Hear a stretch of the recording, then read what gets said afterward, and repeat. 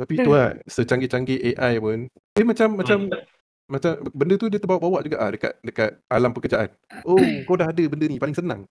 Oh, last sekali benda simple kau nak buat, contoh lah, presentation slide. Benda paling simple, ambil gambar, letak, play, animate.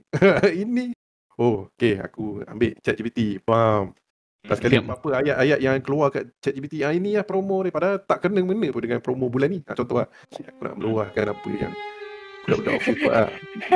Tapi benda macam tu bro, last kali aku dah buat macam, okay, aku bukan nak cakap macam aku tua sangat ke apa, tak lah, tapi bro, aku nak buat projek pun aku dapat presentation brief yang proper, walaupun dia punya description ataupun dia punya PowerPoint slide tu biasa je. Tapi okay, ada title, ada mission, okay, ni sempena promo apa, okay, aku faham.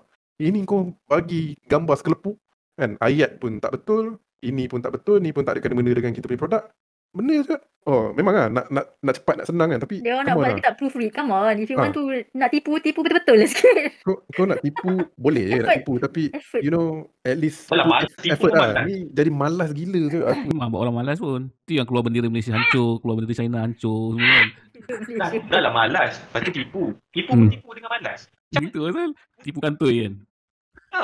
Buatlah effort sikit. Buatlah sikit, proofread lah sikit. Tapi at the end of the day, aku cuba nak husnuzon. Okay, fine bro, engkau punya second job.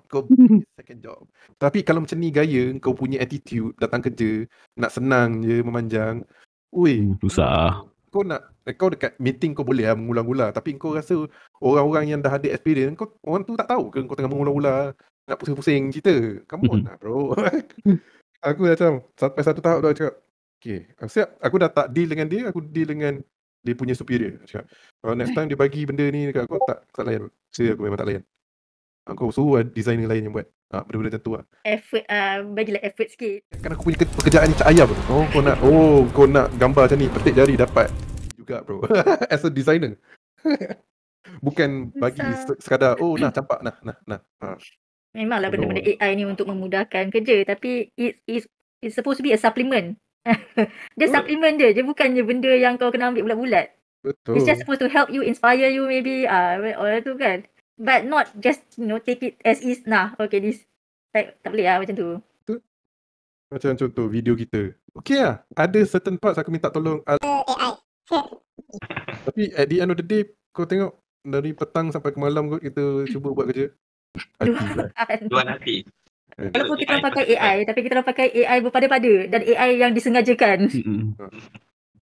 How not to use AI. How not to use AI.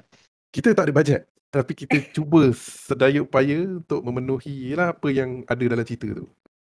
You know? I mean, bajet kita is kita punya kudrat lah. Sepanjang shooting ke, editing ke, habis tu je.